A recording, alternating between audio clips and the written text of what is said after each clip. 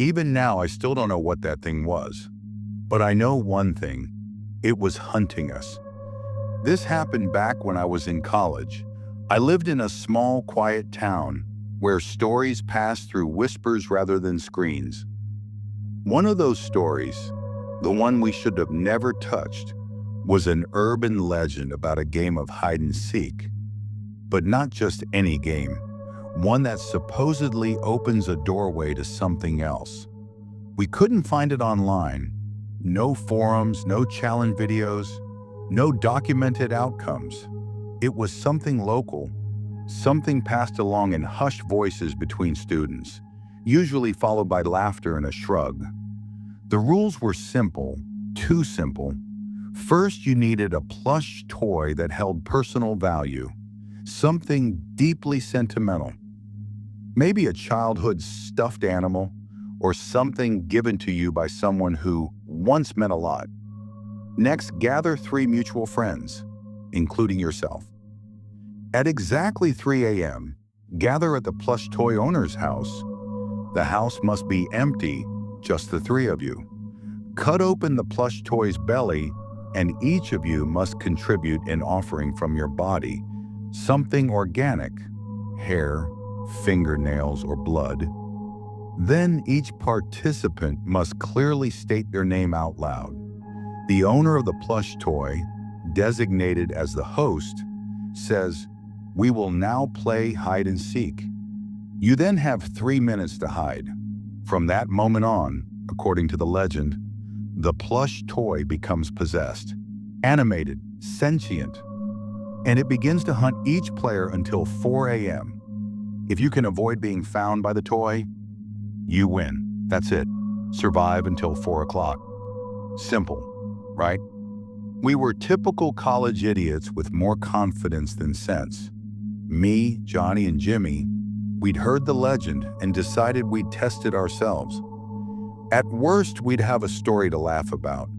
At best, we'd debunk it and move on. I had a teddy bear that my ex had given me. The relationship was long dead, and I was tired of seeing it around. I figured, why not use it for this game? A final goodbye. We met at my house around 2:40 a.m. My family was out of town for the week, so we had the place to ourselves. We sat in a circle in the living room. The teddy bear was in the center, its stitched belly facing upward. I used a box cutter to slice it open down the middle. One by one, we offered our pieces. I placed in a lock of my hair. Johnny clipped his fingernails and dropped them in. Jimmy, the reckless one, bit into his thumb and let the blood drip inside. Then we waited. The digital clock on the wall ticked closer to 3 a.m. The room was quiet.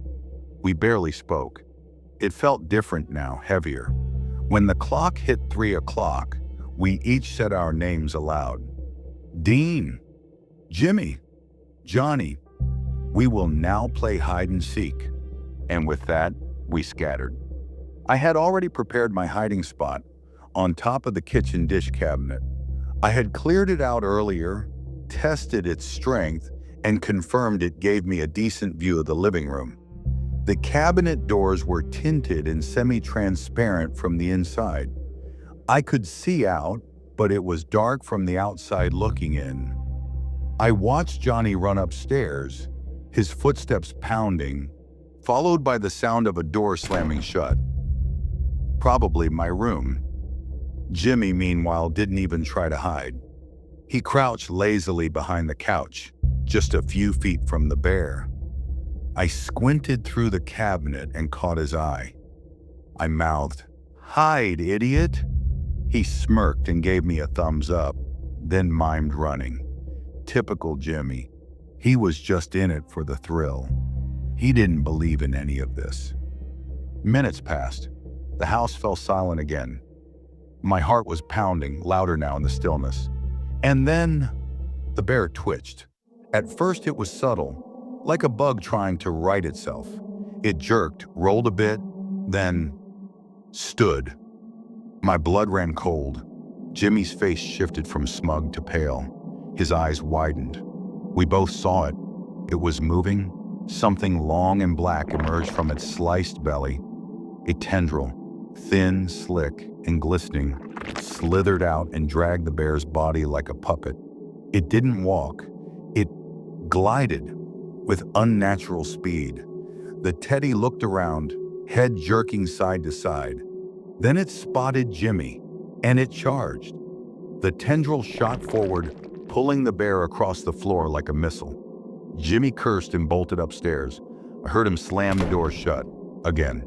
My room. Then, a crash, silence, and a scream. Then, nothing. For what felt like half an hour, I heard nothing but subtle thuds and dragging sounds from above, like something searching, hunting.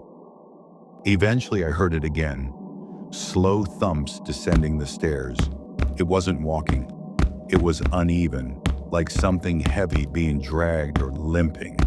Then I saw it round the corner into the living room. The bear, covered in blood. Its fur was soaked. The stuffing from its chest was wet, hanging out like viscera. Inside the opening, I could see movement. Something shifting, something alive. Black, slick, almost breathing. It looked under the dining table, inside the washing machine, behind the fridge. Then it stopped, right beneath me. I held my breath. A hand, dark, wet, and inhuman, emerged from its belly. It slowly opened, revealing multiple tiny eyes embedded in the palm. The hand scanned the room, and when it faced upward, toward me, the eyes twitched and locked onto me. I froze. The hand retracted. Then came the tendrils, multiple of them, emerging from the stuffed body like roots. They reached, climbed onto the table, tapped at the surfaces, and began feeling their way toward me. Then, my watch, 4 a.m. The thing let out a low, guttural growl, not like an animal, not even human. Something wrong.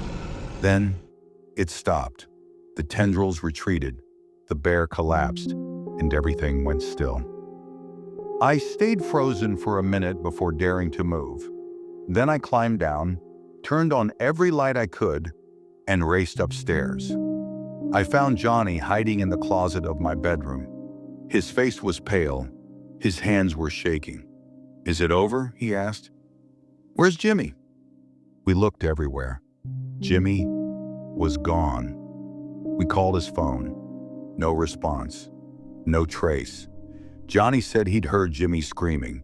He was going to help, but just as he opened the closet, the sound was muffled, like Jimmy was being pulled away. And then, quiet. He stayed hidden, too afraid to move. He said the thing came back, lingered in the room, and eventually left. We searched the house one last time. The teddy bear was gone. No trace, no blood, no tendrils, no evidence. We told the police Jimmy went missing while we were on a camping trip. His parents were shattered. We were even questioned as suspects for weeks. And maybe we were. We played the game. I couldn't live in that house after that. I moved out, got a job far away, but I never forgot. Well, that was 20 years ago. No sign of Jimmy, no answers, and we still don't know where that thing dragged him. And one rule burned into my mind: never play with things that invite something else in. Just a word of advice: you might not want to mess with it, not unless you're ready to lose something.